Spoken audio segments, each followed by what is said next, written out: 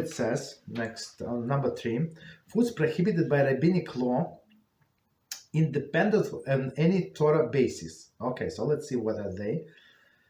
Certain foods were prohibited because Chazal, so Chazal, our sages, as spiritual guardians of Klal Israel. So meaning that it's going to bring to some intermingling with other nations, right? So Chazal of Klal Israel felt that all of these foods are essentially kosher. Eating them may be harmful or affect spiritual purity of the Jewish people. Among these foods are, so it's something with the soul. Again, no problem with the food whatsoever. It could be all kosher ingredients. The first one is bishul akum, foods cooked by a non-Jew. One may not eat food cooked by a non-Jew. Chazal were concerned that this may precipitate the inappropriately close personal relationship between a Jew and non-Jew. This is discussed in chapter 11. So in a summary, so I have this one of these students of mine, like that he went through a conversion. So now I'm a younger fellow, and he goes to his parents. So his father is a Jew, mother did not never converted. Okay, it's his own business. But now and he wants to eat there. So I told him, like, only if your father, I mean, can you trust your father if he's married to your mother? I mean, it's a big dilemma, big dilemma to go even if father cooked. Are you allowed to eat that food? Because he's Epicurus. So that's the issue. Okay. So, but in all other cases, doesn't matter. Bishul akum, food that cooked by a non-Jew, we're not allowed to eat. So, of course, there are exceptions, and it pertains only to foods that, like important foods, as we said before, that so important that you can put on the table of the king, or today we say on a wedding, right? So you would not be embarrassed to do that. So. And we're going to discuss details. So we must be very careful who was a cook. Continue. B. Pas akum. So technically, all of the ingredients must be kosher. So for example, this student of mine, if his mother, so he has little babies, right? So if his mother comes and she said, I want to help you and I want to cook. So she would cook where? On his kitchen. All of the utensils are kosher. All of the ingredients are kosher from his refrigerator. They did not have non-kosher food, but this food would be forbidden. Understand? So it's something to pay attention to. B. Pas akum. Bread baked by a non-Jew. Similarly, Chazal prohibited eating baked bread by a non-Jew, since eating that bread may bring about a close relationship between them. This is discussed in chapter 10. So technically, your neighbor say, hey, come, we have celebration of my grandmother. She turned 97 and a half today. Okay, so you can celebrate, but I'm not allowed to eat the food. Period. You understand? That's we have to keep separate from all of the nations. Okay, continue. C. Stam yain. Wine produced by a non-Jew. One may not drink wine of a non-Jew, even if the wine was not poured for avodah zarah. So, of course, I mean, you go to this winery, they're secular. Do they pour, like, even they go to church, let's say they're Christians, do they pour this wine that they produce to the on the altar or whatever the church ceremonies? I don't think so. Maybe I know they use some wine, but not this specific wine from this winery. They don't pour, like some special wine. Okay. This prohibition is also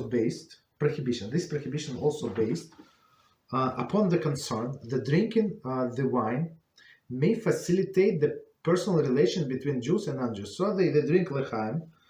Let me read the commentary, and we're going to say this refers to non-Jews who are not idol worshippers. So forget idol worshippers. That needless to say, you have to stay 4 amos, meaning what is it, 7 to 8 feet, less than 2 meters from this idol worship. Like, so forget about the drinking whiskey. Now we're talking about not idol worship, normal secular people.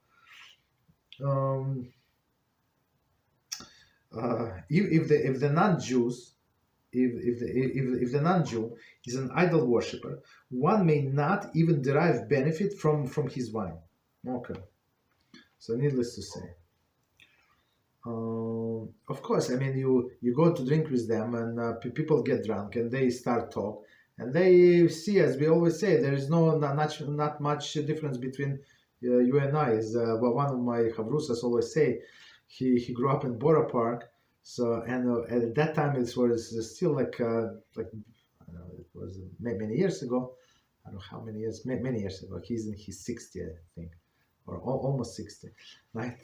So when he grew up in Borough Park, there were Italian families, and this Italian guy would say, look to his father.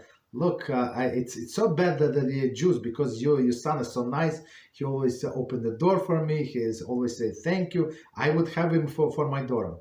So like that's what the attitude. So if these two fathers get together, for example, God forbid, and drink a little wine or a lot of wine, and they say, look, your son is a nice guy. My daughter is nice lady.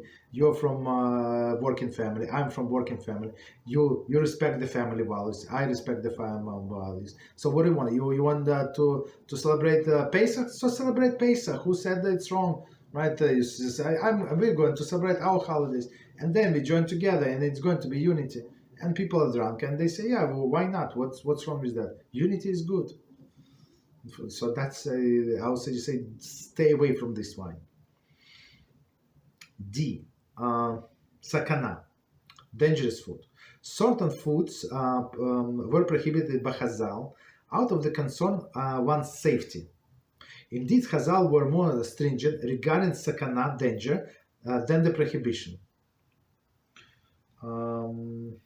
Commentary. Hamira sakana meisura, a prohibition based upon danger is treated more stringently than another prohibition. It's from Hulin 10a. Okay. Right. So this, when you have prohibition and you have danger, so we treat danger more strictly than the prohibition, that's a rule. Among these prohibitions is that eating fish and with meat. So eating fish and meat from one plate. You can eat one after another. There is no problem. An order is irrelevant, right? But there is a procedure. You have to drink something between them. You have to change, replace the plates and the silverware, and then you eat something hard, and there is no problem. And drink some, you're good. This and other foods are discussed in chapter 16. So I would give another example, that food that is stored under the bed, right? Some people, I don't know why, don't ask me why, put under the bed. So it would be like one of these foods that prohibited because of the danger. Is it food kosher? Yeah, that's kosher. Right? Okay, continue. So in last piece, and we stop, it says severity of rabbinic ordinances. Severity. Some may take rabbinic prohibition lightly. So not us. Some, not us. Here in this group, nobody takes rabbinic prohibition lightly. They might feel that one may pick and choose which rabbinic ordinances to follow and which one to ignore. Okay. So we don't ignore any of them. So it's this, in case of this Kemech this old flour. So we said there is double doubt, and the rule for leniency. You want to go stringently, you can. You don't want to, nobody's forcing you. And if somebody don't do it, it's still kosher Jew at 100%. This is a grave mistake, meaning to pick and choose. In fact, the opposite is true. If you find that Chazal were often stricter with regard to rabbinic ordinance than with Torah law. So Chazal themselves were more strict with rabbinic than with Torah law. Very interesting. The Talmud says, whoever transgressed the word of the sages is liable to death. So no more, no less. I just want to see, what is it? In Brachas 4b. Okay, so Brachas 4b says, one who transgresses the word of the sages is liable to death. No more, no less. So if somebody transgresses the law of the Torah, sometimes it's lashes, sometimes it's chorus, like but death penalty in some instances, but not always. Conversely, the Talmud states, Yevamos 20a, whoever fulfilled the directive of the sages is considered holy. So no more, no less, right? They say whoever can fulfill the directive of the sages is considered holy. Rabbeinu Yonah in Sharei Teshuvah 3.5 explained that one who transgresses the Torah law does so because he has overpowered by Yetzer Hara. However, one who transgresses rabbinic law often does so because he takes their words lightly, not because of the inability to withstand the Yetzer Hara. So one more time. So if somebody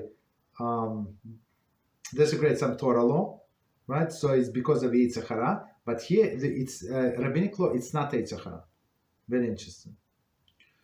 Not because of inability to withstand the Yetzer Hara. Why?